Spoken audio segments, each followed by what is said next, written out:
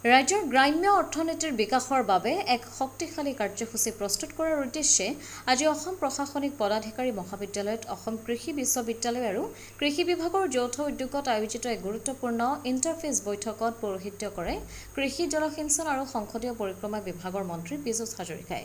এনেধৰণৰ প্ৰথমখন অংশীদাৰী সন্মিলনত শিক্ষাবিদ, কৃষি বিজ্ঞানী, কৃষি বিজ্ঞান কেন্দ্ৰ, নাবাৰ্ডৰ দৰে বিত্তীয় প্ৰতিষ্ঠান আৰু মীন জলসিঞ্চন, পশুপালন আৰু পশু চিকিৎসা উদ্যান, শস্য, ৰেচম আদি সংলগ্ন সহযোগী বিভাগসমূহ একত্ৰিত হৈ ৰাজ্যৰ কৃষিখণ্ডৰ আধুনিকীকৰণৰ বাবে এক যৌথ ৰণনীতি প্ৰস্তুত কৰাৰ বিষয়ে আলোচনা কৰে।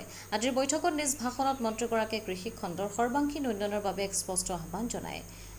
উক্ত উদ্বোধনী অনুষ্ঠানত কৃষি বিভাগৰ আয়ুক্ত তথা সচিব অৰুণা ৰাজৌৰিয়া, অসম কৃষি বিশ্ববিদ্যালয়ৰ উপাচাৰ্য দীপজ্যোতি ৰাজখোৱা, নাবাৰ্ডৰ অসম আঞ্চলিক কাৰ্যালয়ৰ মুখ্য মহাপ্ৰবন্ধক জি ৰমেশ কুমাৰৰ লগতে আন কেইবাগৰাকীও বিশিষ্ট ব্যক্তি উপস্থিত থাকে। ব্যুৰ ৰিপৰ্ট, অমৃত নিউজ 24/7।